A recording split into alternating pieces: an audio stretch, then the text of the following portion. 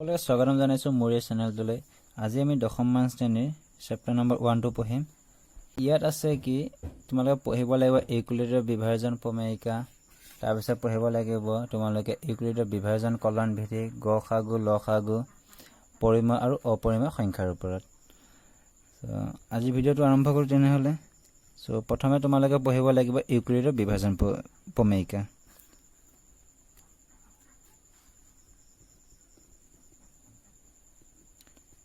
ইউক্লিডৰ বিভাজন প্ৰমেয়িকা।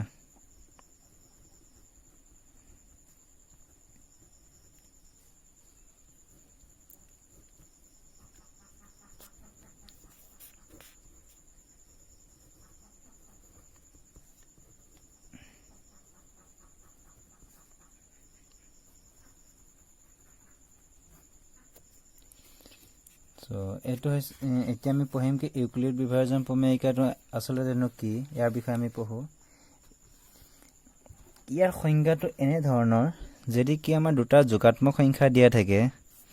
যদি দুটা যোগাত্মক সংখ্যা এ আৰু বি দিয়া থাকে, তেতিয়া তাত এনেকুৱা দুটা সংখ্যা কিউ আৰু আৰ পাম, যাৰ বাবে আমি এই দুইটা সংখ্যাৰে যিকোনো এটা সংখ্যাক আনটোৰ সংখ্যাৰ সহায়ত এনেকে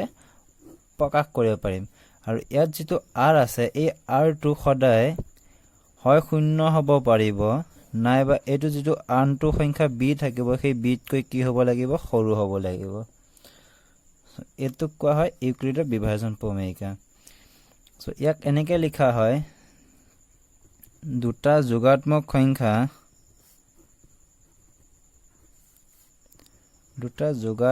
সংখ্যা এ আৰু বি দিয়া থাকিলে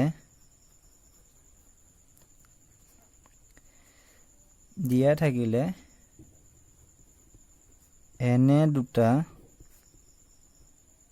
সংখ্যা কিউ আৰু আৰ থাকিব, যাতে আমি এটা সংখ্যাক আনটো সংখ্যাৰ সহায়ত এনেকে লিখিব পাৰোঁ। আৰু এইটোক কোৱা হয় ইউক্লিডৰ বিভাজন প্ৰমেয়িকা। এই বস্তুটো আচলতে কি, আমি সেই বিষয়টোলৈ আহোঁ। আমি সৰু থাকোঁতে আমি কি কৰিছিলোঁ, আমি হৰণ কৰিছিলোঁ। ছাপ'জ কি আমি দুটা কোনোবা সংখ্যা লৈ লৈছোঁ 4 আৰু লৈ লৈছোঁ কি আমি 9। এই সংখ্যা দুটাৰ ভিতৰত আমি কি দেখা পাইছোঁ, 9টো কি ডাঙৰ আৰু 4টো হৈছে কি সৰু। আমি কি কৰোঁ, 4য়ে 9ক হৰণ কৰোঁ। কেনেকৈ হৰণ কৰিছিলোঁ আমি সৰু থাকোঁতে, 4টো ইয়াত দি 9টো ভিতৰত দিছিলোঁ। 4য়ে 9ক কেইবাৰ যায় আমি সেই সংখ্যাটো চাইছিলোঁ। 4য়ে 9ক কেইবাৰ যায়, দুবাৰ যায়। 4য়ে 9ক কিমান দুবাৰ গ'লে 4 2 8টো আমি ইয়াত লিখিছিলোঁ। লিখাৰ পিছত 9ৰ পৰা 8টো কি কৰিছিলোঁ, বিয়োগ কৰিছিলোঁ। বিয়োগ কৰিলে আমি কিমান পাওঁ, বিয়োগ কৰিলে আমি 1 পাম। ইয়াৰে আমি কি পাওঁ, এই বস্তুটোক আমি কি বুলি কওঁ, সৰু থাকোঁতে আমি এই বস্তুটোক আমি কি কৰিছিলোঁ, এইটোক ভাগশেষ বুলি কৈছিলোঁ। ঠিক আছে। ওপৰত থকা সংখ্যাটোক আমি কি কৰিছিলোঁ, ওপৰত আমি যিটো পাওঁ সেইটোক কোৱা হৈছিলে ভাগফল, আৰু ভিতৰত যিটো থাকে সেইটোক আমি কৈছিলোঁ কি ভাজ্য, আৰু যিটো সংখ্যাৰে আমি হৰণ কৰিছিলোঁ তাক কৈছিলোঁ কি ভাজক, হয়নে? এইখিনি বস্তু আমি ক্লাছ 7 মানতে পঢ়ি আহা। এতিয়া আমি কি দেখা পাইছোঁ, এই ভাজ্যটোক আমি কেনেকৈ লিখিব পাৰোঁ, 9টোক আমি কেনেকৈ লিখিব পাৰোঁ, 4ৰ লগত 2 পূৰণ কৰি এই 1ৰ লগত যোগ কৰিলে আমি 9 পাম, হয়নে? ইয়াত আমি কি জানো, আমি যেতিয়া হৰণ কৰিছিলোঁ আমি এটা কথা শিকিছিলোঁ কি, এই ভাগশেষটো আমাৰ শূন্য হ'ব পাৰে, কিন্তু এই ভাজকতকৈ কেতিয়াও ডাঙৰ হ'ব নোৱাৰে। মানে কি, ভাগশেষটো হয়তো শূন্য হ'ব পাৰে, নাইবা এই ভাজকতকৈ কি হ'ব, সদায় সৰু হ'ব, কেতিয়াও ভাজকতকৈ ডাঙৰ নহয়। এইটো আমাৰ কি, হৰণ আমি যেতিয়া শিকিছিলোঁ তেতিয়া ইয়াৰ কি আছিলে, এইটো বেছিক কনচেপ্ট আছিলে। এতিয়া ইয়াত আহোঁ কি, এই 9টো আমাৰ কি আছিলে, ভাজ্য আছিলে। ভাজ্যটো কি লিখিছোঁ, ভাজকৰ লগত ভাগশেষ কি কৰিছোঁ, ভাগফল, ভাজকৰ লগত ভাগফল পূৰণ কৰি ভাগশেষটো আমি যোগ কৰি দিলে আমি কি পাইছোঁ, ভাজ্য পাইছোঁ। ঠিক তেনেকে ইয়াত কি দেখা পাইছোঁ, আমি দুটা সংখ্যা দিয়া আছে এ আৰু বি। ইয়াৰে এটা মই ভাজ্য, এটা মই কি ল'ম, ভাজক ল'ম। যেটো মোৰ ডাঙৰ সংখ্যা থাকিব সেই সংখ্যাটো মোৰ কি হ'ব ভাজ্য হ'ব আৰু সৰু সংখ্যাটো মই ভাজক হ'ব ঠিক আছে মই ইয়াৰে মই a সংখ্যাটো মই কি বুলি লৈছো ভাজ্য বুলি লৈছো তেতিয়াহলে মোৰ b টো কি হৈ যাব b টো মোৰ ভাজক হৈ যাব সো b টো ভাজক হৈ গলে b এ 1 হৰণ কিমান বাৰ যায় কি হৰণ যোৱাটো আমি কি ক'ব পাৰো আমি q বুলি ক'ব পাৰো q কলে আমাৰ ভাগশেষ কি থাকিব ভাগশেষ কিবা এটা থাকিব হয়তো সেই ভাগশেষটো শূন্য হ'ব নাইবা এই ভাজকতকৈ কি সৰু হ'ব সো এই যেটো ইউক্লিডৰ বিভাজন প্ৰমেয়িকাটো আমি সৰু থাকোতে আমি ব্যৱহাৰ কৰিছিলো কিন্তু এইটোৱে যে ইউক্লিডৰ বিভাজন প্ৰমেয়িকা বুলি কোৱা হয় কিন্তু আমি সেই বস্তুটোহে জানা নাছিলো ভালকে সো এই বস্তুটো ইয়াৰ মেইন কনসেপ্টটো হৈছে কি এটো সো এতিয়া আমি ইউক্লিডৰ কলন বিধি লৈ ইউক্লিডৰ কলন বিধিনো কি কাৰণ তোমালোকৰ পৰীক্ষাত ইউক্লিডৰ কলন বিধিৰ ওপৰত তোমালোকৰ কোৱেশ্চন আহে সো এতিয়া আমি পঢ়িব লাগিব ইউক্লিডৰ বিভাজন কলন বিধিনো কি তোমালোকৰ ইয়াৰ ওপৰত কোৱেশ্চন আহে সো ইয়াৰ বিষয়ে আমি পঢ়ো এতিয়া একচুয়ালি এটো হয়নো কি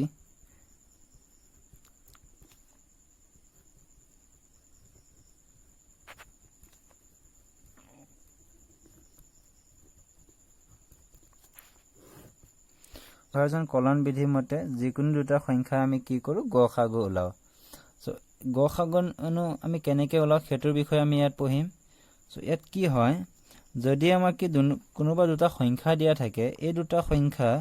আমি কি কৈছো a আৰু b বুলি কৈছো আমাৰ কোনোবা দুটা সংখ্যা দিয়া আছে সো এই দুটা সংখ্যা দিয়া থাকিলে আমি কি কৰিব পাৰো ইউক্লিডৰ বিভাজন প্ৰমেয়িকা মতে তাত এনেকুৱা দুটা সংখ্যা q আৰু r পাম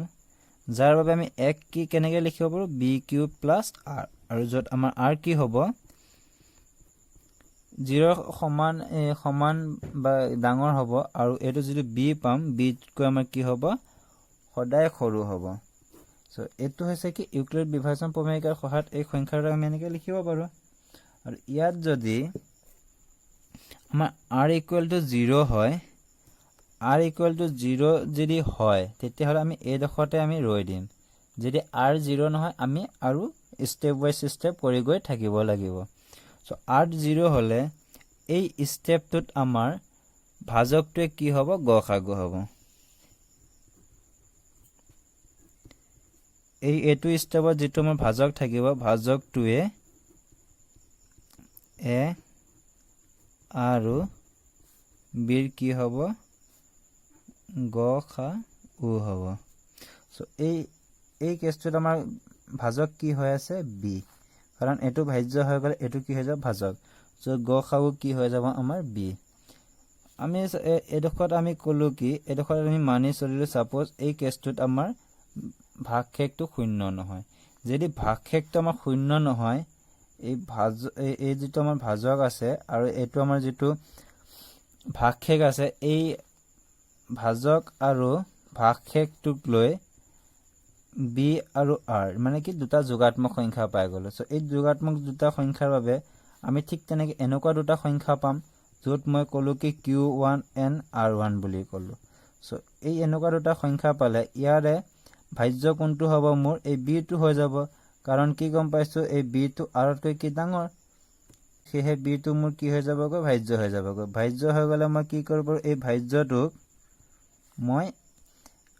r যেটো এটো r পালো r টো মোৰ কি হৈ যাব ভাজক সো ভাজকৰ পূৰণফল হিচাপে মই লিখিব পাৰো এনেকৈ মই ইউক্লিডৰ বিভাজন প্ৰমেয়িকাৰ সহায়ত আমি এনেকৈ ইয়াক প্ৰকাশ কৰিব পাৰো সো এনেকৈ প্ৰকাশ কৰোতে ইয়াত যেটো মই ভাগশেষ পালো সেই ভাগশেষটো মোৰ যদি মোৰ শূন্য হয় তেতিয়া হলে এই স্টেপটোত মোৰ যেটো নতুন ভাজক থাকিব সেই ভাজকটো মোৰ কি হৈ যাব গসাগু হৈ যাব সো এই স্টেপটো মোৰ নতুন ভাজক কি আছে r আৰু এই r টোৱে হৈ যাব a আৰু b কি হৈ যাব গসাগু সো এতিয়া আমি এই বস্তুটো আমি কোৱেশ্চন এটাৰ সহায়ত আমি বুজাৰ চেষ্টা কৰো কোৱেশ্চন এটাৰ সহায়ত আমি এক বুজিম কেনেকৈ বুজিম আমি কোনোবা দুটা সংখ্যা লৈ লও ঠিক আছে সো সংখ্যা দুটা আমি কেনেকৈ লম সো 135 আৰু কি লৈ লৈছো 225 সো এটো কোৱেশ্চন আমি কি কৰিব লাগে গসাগু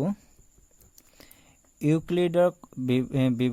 বিভাজন কলন বিধি প্ৰয়োগ কৰি আমি কি কৰিব লাগে ইয়াৰ গসাগু ওলাব লাগে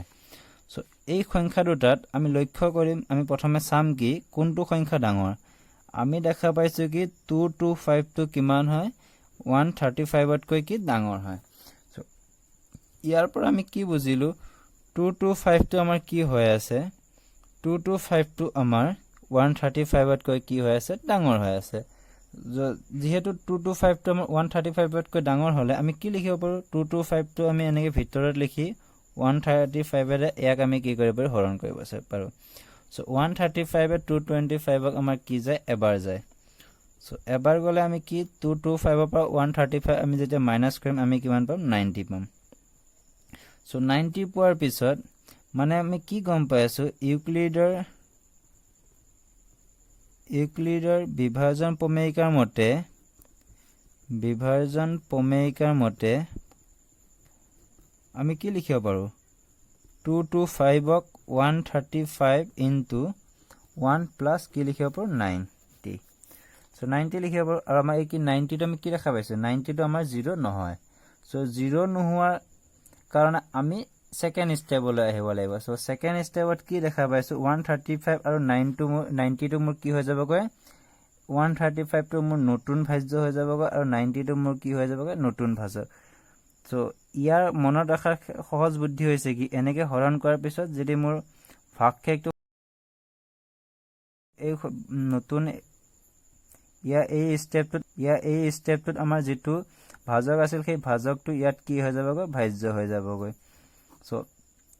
90 135 কিমান বাৰ যায় সো 1 বাৰ যায় 1 টাইমছ যায় সো 1 টাইমছ গলে ইয়াত কি লিখিব পাৰো মই 90 আৰু 135 পৰা 90 গলে মই কি লিখিব পাৰো 45 সো এই যেটো স্টেপ পাইছো এটো প্ৰথম স্টেপ ফাৰ্স্ট স্টেপ এটো কি আহিব সেকেন্ড স্টেপ এই যেটো সেকেন্ড স্টেপ পাইছো এই সেকেন্ড স্টেপত কি দেখা পাইছো মই ভাগশেষটো মোৰ কি শূন্য হোৱা নাই সো মই কি লিখিব পাৰো ইয়াৰ পৰা 135 মই সমান কি লিখিব পাৰো 90 ইনটু 1 প্লাস 45 সো এই স্টেপটো মই কি দেখা পাইছো মোৰ ভাগশেষটো মোৰ শূন্য হোৱা নাই সো ঠিক তেনেকৈ মই আকৌ স্টেপটো আগবাঢ়িম সো এই সেকেন্ড স্টেপত মোৰ কি আছিল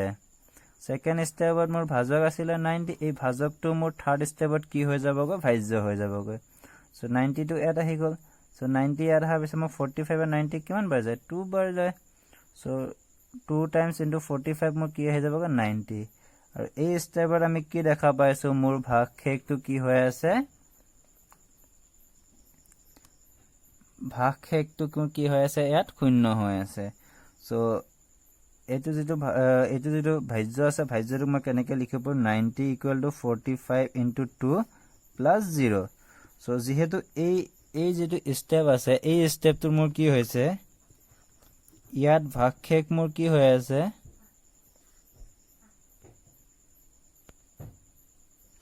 এটো যেটো স্টেপ আছে এই স্টেপটো মোৰ ভাগশেষ কি হৈ আছে শূন্য হৈ আছে ভাগশেষ শূন্য সো এই স্টেপটোৰ মোৰ নতুন ভাজক কিমান হৈ আছে ইয়াত 45 ইয়াত নতুন ভাজক কিমান হৈ আছে 45 সো মই কি ক'ব পাৰো 135 আৰু 225 গসাউ কিমান হ'ব মোৰ 45 সো এনেকে আমি যিকোনো দুটা সংখ্যা আমি কি কৰিব পাৰো ইউক্লিডৰ বিভাজন কলন বিধি ব্যৱহাৰ কৰি আমি গসাগু ওলাব পাৰো সো তোমালোকৰ ইয়াৰ ওপৰত প্ৰত্যেকবাৰ এটা কোৱেশ্চন আহে খিলনি 1.1 ৰ কোৱেশ্চন ট্ৰাই কৰিবা সো আমি কৰিম আমাৰ পিছৰ ভিডিঅ'বোৰত সো তোমালোকে ট্ৰাই কৰিবা আজি এই ভিডিঅ'টো চাই সো আজি ভিডিঅ'টো যদি ভাল পাইছা আৰু তোমালোকৰ হেল্পফুল হৈছে তেনেহলে ভিডিঅ'বোৰ শ্বেয়াৰ কৰিবা বন্ধু-বান্ধৱীৰ লগত আৰু মোৰ চেনেলটো যদি সাবস্ক্ৰাইব কৰা তেনেহলে সাবস্ক্ৰাইব কৰি লবা ধন্যবাদ ভিডিঅ'টো চোৱাৰ বাবে